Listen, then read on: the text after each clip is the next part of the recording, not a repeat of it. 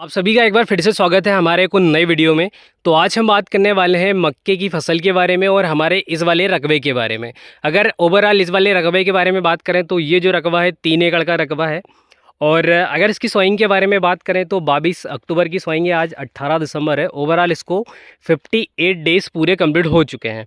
अभी तक हमने किस तरीके से इसको मैनेजमेंट किया इसके बारे में बात कर लेते हैं।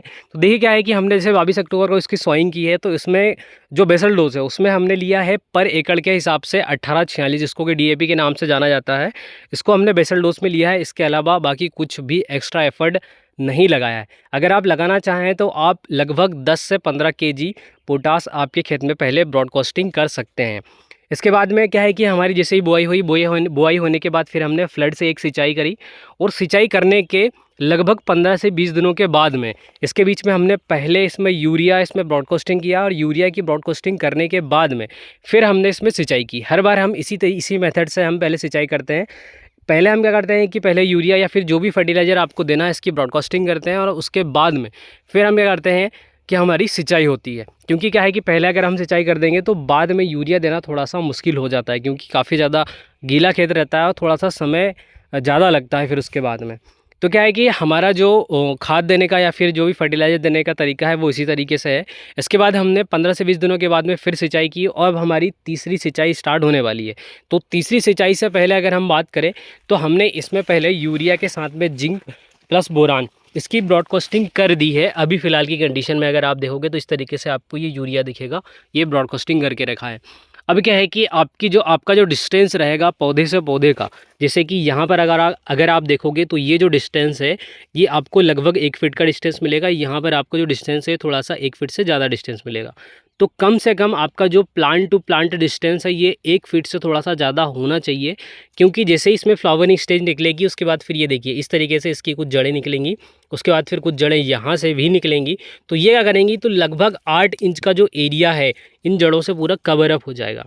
ओवरऑल मेरा कहने का ये मतलब है कि आपका जो एक पौधा है उसको थोड़ी सी जगह ज़्यादा मात्रा में चाहिए। अब क्या है कि आपका जो पौधा है इसकी जो थिकनेस जितनी ज़्यादा मात्रा में रहेगी, अगर पौधे की स्टेम की थिकनेस ज़्यादा है मतलब कि इसमें स्टोरेज की मात्रा ज़्यादा है। अगर पौधे के अंदर स्टोरेज की मात्रा ज़्यादा रहेगी तो आपके जो भी फल आएंगे या फिर जो भी भुट्टा निकलेगा उसका साइज़ बढ़िया रहेगा, उसमें दानों की संख्या एक्स्ट्रा मात्रा में रहेगी। अब ये चीज़ें आप मक्के के प्लाट में, मक्के के रकबे में जो साइड वाली लाइनें रहती हैं इसमें देखने को आप देख सकते हैं। क्योंकि क्या है कि इसमें आउट साइड से हवा लगती रहती है, और जो प्लांट टू प्लांट डिस्टेंस है ये काफ़ी ज़्यादा कम मात्रा में रहता है। तो इसी तरीके से अगर हम अंदर की साइड में जो मेन हमारा रकबा है, खेत है, उसके अंदर भी हम इसी तरीके से मैनेजमेंट करेंगे तो बहुत बढ़िया तरीके से आपका प्रोडक्शन निकल कर आएगा। अब इसके साथ में थोड़ा सा मैं आपको अंदर जाकर दिखा देता हूँ, क्योंकि जैसे ही हम अंदर जाते हैं तो यहाँ पर क्या हुआ कि सिडिल क्रॉस हो गई। अब सिडिल क्रॉस हो गई तो यहाँ पर क्या है कि आप देखोगे कि इस साइड से, मतलब इस साइड से जिस तरीके से हमने मक्के की फसल को लगा कर रखा है, और फिर जो लाइनें हम साइड की मेड़ के जैसे साइड से आप जो लाइनें निकालते हो, क्योंकि ट्रैक्टर घुमाने के लिए जो आपको जगह मिलती है उसमें अगर आप करते हो तो पहली सिडिल जो निकलती है आपकी बहुत बढ़िया तरीके से निकलती है। लेकिन जो सेकंड सिडिल निकलती है उसमें थोड़ी सी मिक्सिंग हो जाती है, क्रॉसिंग हो जाती है। तो यहाँ आप देखोगे कि मक्के की फसल की जो थिकनेस है बहुत ज़्यादा कम है, स्टेम का जो थिकनेस है बहुत ज़्यादा कम है, क्योंकि यहाँ पर पौधों की संख्या थोड़ी सी ज़्यादा है। अब इसमें क्या है कि आप जब भी देखोगे तो इसमें जो फल निकलेंगे, जो भुट्टे निकलेंगे, इसका साइज़ बिल्कुल छोटा रहेगा। इसमें सीड की संख्या थोड़ी सी कम रहेगी। इसमें क्या होगा कि आपका जो प्रोडक्शन है डाउन हो सकता है। अगर आप इसी तरीके से मैनेजमेंट करके पूरे रकबे में अगर आप फसल लगाते हैं तो कम से कम जो डिस्टेंस है ये 1 फीट से अधिक होना चाहिए। जितना ज़्यादा डिस्टेंस रहेगा उतनी थिकनेस ज़्यादा रहेगी, उतना स्टोरेज ज़्यादा मात्रा में रहेगा। अब थोड़ा सा अंदर जाके दिखा देते हैं हम आपको। वैसे तो अंदर जाना थोड़ा सा मुश्किल है, लेकिन फिर भी अंदर जाके दिखा देते हैं। अब ये हम आ गए हैं मेन जगह में।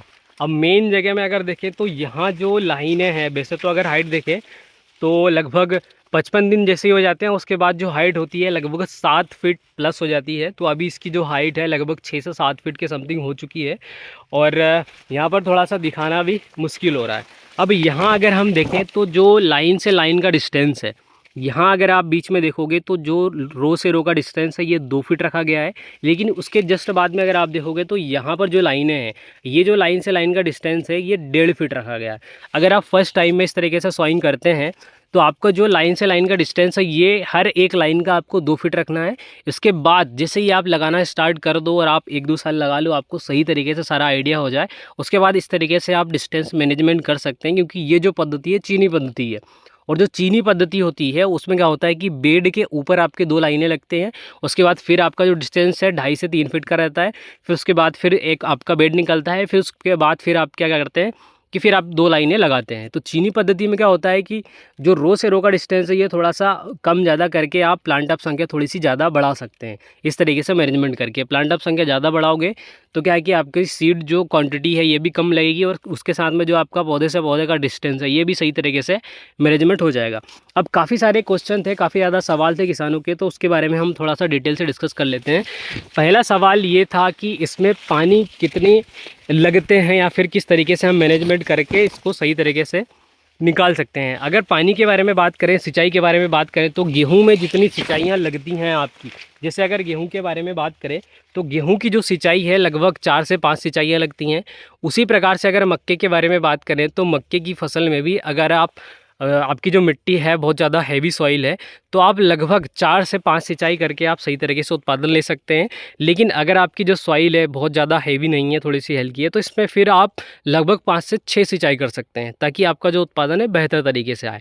अब उसके साथ में और भी कई किसानों के सवाल थे कि जो वैरायटियां हैं उसका सिलेक्शन हम किस तरीके से करें। तो आपको जिस तरीके से खेत खाली चाहिए, जैसे अगर वैरायटियों के बारे में बात करें तो थोड़ा सा हम पहले बाहर निकल जाते हैं क्योंकि आवाज़ सही तरीके से नहीं आएगी नहीं तो। मक्के में अंदर घुसना मतलब एक बहुत बड़ी चुनौती रहती है। तो ये तो सारी चीज़ें हमने आपको अंदर जाके दिखा दी हैं। अब देखिए एक और सवाल था किसानों का कि जो सवाल था कि वैरायटी किस तरीके से हम सेलेक्ट करें। तो देखिए वैरायटी जो रहती हैं, वैसे कंपनियां बोलती हैं कि हमारी जो वैरायटी है 90 दिन की है, हमारी जो वैरायटी 120 दिन की है, हमारी जो वैरायटी है ये लगभग 135 दिन की है। तो जो 90 दिन की वैरायटी है लगभग 100 दिन आराम से ले लेती है, जो 120 दिन की है 130 दिन ले लेती है, जो 135 दिन 140 दिन की है वो 150 दिन आराम से ले लेती है। तो वैरायटी का सिलेक्शन आपको इस तरीके से करना है कि आपको खेत कितने दिनों में खाली चाहिए। अगर आप 90 दिन की वैरायटी का सिलेक्शन करते हैं तो उसका जो उत्पादन है थोड़ा सा कम आएगा। आप अगर 120 दिन 110 दिन की वैरायटी का सिलेक्शन करते हैं तो इसका जो उत्पादन है आपको थोड़ा सा बढ़कर ही आएगा। इस तरीके से आप वैरायटी का सिलेक्शन कर सकते हैं। कोई सी भी वैरायटी आप किसी भी सीज़न में लगा सकते हैं। वैसे अगर इस समय के बारे में अगर बात करें तो 120 दिन की वैरायटियाँ हमारे क्षेत्र में ज़्यादा मात्रा में लगती हैं। 120 दिन 130 दिन वाली जो वैरायटियाँ ज़्यादा मात्रा में लगती हैं क्योंकि उसका जो उत्पादन है थोड़ा सा बढ़कर आता है। मतलब जो मीडियम रेंज वाली जो वैरायटियाँ रहती हैं 120 दिन 125 दिन वाली वैरायटियाँ लगती हैं, क्योंकि कई किसान क्या है कि अर्ली सॉइंग करने के बाद फिर मूँग की फसल भी लगाते हैं। अगर आप मूंग की फसल नहीं लगा रहे हैं तो आपको मक्के की फसल को ट्राई में लेना चाहिए। इसके बाद एक और क्वेश्चन था कि लेबर की बहुत ज़्यादा प्रॉब्लम रहती है, बहुत ज़्यादा समस्या रहती हैं। तो लेबर की ऐसी कोई विशेष समस्या तो देखने को मिली नहीं है, क्योंकि क्या होता है कि आप जिस तरीके से बुआई करते हैं तो बुआई आजकल पूरी सीडड्रिल से हो जाती है। उसके बाद फिर अगर हार्वेस्टिंग के बारे में बात करें तो हार्वेस्टिंग पूरी हार्वेस्टर से हो जाती है, क्योंकि पहले जो गेहूँ के हार्वेस्टर आते थे उसी में कटर चेंज किया कि उसके बाद फिर वो हार्वेस्टर आपका मक्के की फसल का बन गया। तो आप इस तरीके से लेबर की खैर मुझे उतनी ज़्यादा कोई समस्या लगी नहीं। उसके बाद किसानों का एक और कमेंट था कि इसमें पाले की अगर समस्या हो गई तो आप पाले से किस तरीके से बचते हैं। तो पाले के बारे में अगर बात करें तो लगभग 7 से 8 साल हमारे क्षेत्र में लार्ज स्केल पर मक्के की फसल लग रही है। इससे पहले भी लगती आ रही थी लेकिन इतना ज़्यादा लार्ज स्केल पर नहीं लगी है। तो अभी तक तो पाले की ऐसी कोई विशेष समस्या आई नहीं है कि पाले की कोई समस्या आई हो और उसमें फिर फसल का जो प्रोडक्शन है वो डाउन देखने को मिला है। अगर पाले की समस्या से दूसरी फसल जहाँ पर लगभग 50% तक प्रभावित होंगी तो लगभग मक्के की जो फसल है ये लगभग 5 या 10% प्रभावित होगी। जैसे चने की जो फसल है इसमें पाले की समस्या से ज़्यादा प्रॉब्लम आती है। जैसे मसूर बहुत ज़्यादा सेंसिटिव होता है, पाले की समस्या से उसमें बहुत ज़्यादा समस्याएं आती हैं, लेकिन इसमें से कोई विशेष समस्या आती नहीं है। पाले वाली समस्या अभी तक तो नहीं आई है, लेकिन अगर आप लगाना चाह रहे हैं तो लगभग कुछ % ही आप लगा कर देखें एक आध एकड़ में। उसके साथ में किसानों का ये कमेंट था कि लाइन से लाइन की जो दूरी है, तो देखिए हमारे जो क्षेत्र है उसमें तो हमने हमारे जो रकबा है उसमें तो हमने 1.5 बाई 2 फीट पे हमने डिस्टेंस लिया है। बाकी अगर आप लेना चाहते हैं जो डिस्टेंस है वो तो आप लगभग 2 फीट का डिस्टेंस हर एक लाइन का ले सकते हैं। उसके बाद एक और बहुत भारी समस्या रहती है, एक तो जंगली जानवर, उसके बाद पालतू जानवर और फालतू जानवर। ये समस्या बहुत ज़्यादा परेशान करती है। क्योंकि अगर आपके क्षेत्र में जंगली जानवर परेशान कर रहे हैं तो फिर आप मक्के की फसल को लगाना नामुमकिन जैसा रहता है। अगर पालतू जानवर हैं, पालतू जानवर परेशान कर रहे हैं तो भी आप मक्के की फसल को ना ही लगाएं तो बेहतर है। क्योंकि हमारा जो क्षेत्र है इसमें ना तो पालतू जानवर परेशान करते हैं, ना फालतू जानवर परेशान करते हैं और ना ही जंगली जानवर परेशान करते हैं। तो हमारा जो क्षेत्र है इसमें किसी भी प्रकार की कोई ऐसी समस्या नहीं है, इसलिए लार्ज स्केल पर मक्के की फसल लगती आ रही है। उसके साथ में सीड रेट क्या है कि ज़्यादातर किसानों की एक मेंटेलिटी रहती है कि हमें जो सीड रेट डालना है ये 8 केजी प्रति एकड़ से कम नहीं डालना है। अगर आपका सीड रेट 7 केजी या फिर 7.25 केजी प्रति एकड़ के हिसाब से सीड रेट डल रहा है तो ये जो सीड रेट है बहुत बेहतर है। आप इस तरीके से सीड रेट डालकर बहुत अच्छा मुनाफा या फिर बहुत अच्छी तरीके से आप उत्पादन ले सकते हैं। पानी के बारे में हमने आपको बता ही दिया है। अगर कई किसानों का कमेंट था कि हम हमारे क्षेत्र में लगा सकते हैं कि नहीं, यहाँ लगा सकते हैं कि नहीं, वहाँ लगा सकते हैं, तो मक्के की फसल को आप ऑल इंडिया कहीं भी लगा सकते हैं और जहाँ पर सिंचाई की व्यवस्था उपलब्ध हो। और कई किसानों का कमेंट थे कि मक्के की जो फसल है ये बारिश की फसल है, तो आप इस समय कैसे लगा सकते हैं, गर्मी के सीज़न में कैसे लगा सकते हैं, विंटर सीजन में कैसे लगा सकते हैं। तो देखिए मक्के की फसल में अगर सही तरीके से आपके पास वाटर मैनेजमेंट की व्यवस्था है, सिंचाई की व्यवस्था आपके पास सही है, तो आप किसी भी क्षेत्र में किसी भी समय मक्के की फसल को लगा सकते हैं। क्योंकि मक्के की एक ऐसी फसल है जिसको कि हम किसी भी सीज़न में कभी भी लगा सकते हैं। अब इसका सीधा सा उदाहरण कि बारिश के समय में तो आपको पता ही है कि बारिश के समय हर जगह लगती है। अगर ठंड के समय के बारे में बात करें तो हमारे यहाँ आसानी से लगती आ रही है, कई दिनों से लगती आ रही है और इसमें कोई विशेष ऐसी कोई समस्या रही नहीं है। टेम्परेचर के बारे में बात करें तो लगभग 8 डिग्री से लेकर लगभग 42 से 45 डिग्री तक का टेम्परेचर हो जाता है। 45 डिग्री तो थोड़ा बहुत कम मात्रा में होता है, लगभग 40 डिग्री तक का टेम्परेचर हो जाता है लास्ट में। और जो अधिकतर टेम्परेचर रहता है ये लगभग 15 से लेकर 35 डिग्री तक का ये टेम्परेचर हमारे यहाँ ज़्यादातर रहता है। बहुत कम ऐसी सिचुएशन बनती है जिसमें कि 8 डिग्री या फिर उससे कम का टेम्परेचर हो, और बहुत कम ऐसी सिचुएशन रहती है जिसमें 40 डिग्री के ऊपर का टेम्परेचर हो। अब यही सारी चीज़ें हैं। उसके बाद फिर अगर आपका कोई और सवाल हो तो आप उसके बारे में कमेंट बॉक्स में कमेंट करके पूछ सकते हैं, जिसके बारे में हम आपको नेक्स्ट वीडियो में आसानी से कवर करने के बारे में सोचेंगे। उसके साथ में कई किसानों के कमेंट थे कि हमें जब फ्लावर स्टेज आती है इस समय कौन सा फर्टिलाइज़र देना चाहिए। तो अगर देखा जाए तो आप नाइट्रोजन तो आपको देना ही है, यूरिया के साथ में ब्रॉडकास्टिंग अगर आप कर रहे हैं तो भी ठीक है। इस समय तो आप ब्रॉडकास्टिंग कर सकते हैं। तो इस समय क्या है कि आपको एक तो विशेष रूप से देना है आपका नाइट्रोजन, यूरिया। उसके साथ में अगर आप बोरान देना चाहें तो दे सकते हैं, सल्फ़र देना चाहें तो दे सकते हैं। उसके साथ में 20-20-13, 12-32-16 कोई सा भी, मतलब आप कोई सा भी फर्टिलाइज़र देंगे तो उसका आपकी फ़सल को बेनिफिट ही होगा। पर ज़्यादातर जो किसान हैं वो नाइट्रोजन देते हैं। तो हमारी फ़सलों में हमने भी ऐसा कोई विशेष एफ़र्ट लगाया नहीं है कि हमने बहुत ज़्यादा इसमें माइक्रो न्यूट्रिएंट वगैरह सारी चीज़ें दी है। आपका जो बेसल डोज़ है ये सही होना चाहिए। बेसल डोज़ अगर आपका सही है तो आपकी जो फ़सल है आगे चलकर सही तरीके से आपको प्रोडक्शन देगी। बाकी आज के वीडियो में इतना ही। एंड तक वीडियो वॉच करने के लिए बहुत बहुत धन्यवाद।